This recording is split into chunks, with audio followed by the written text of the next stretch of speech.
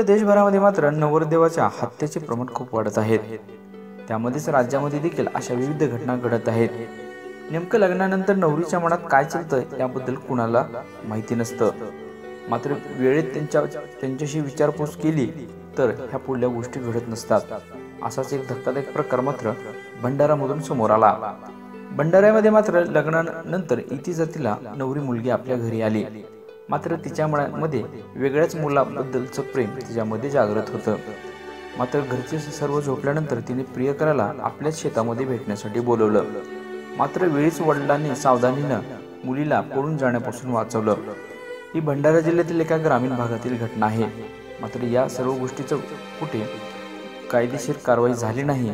मात्र लग्नानंतर मुलीच्या मनात काय चालतं हे घरच्यांनी किंवा लग्नाआधी सर्व काही मुलीला विचारूनच तिचं लग्न केलं पाहिजे, याही गोष्टी महत्त्वाच्या असतात।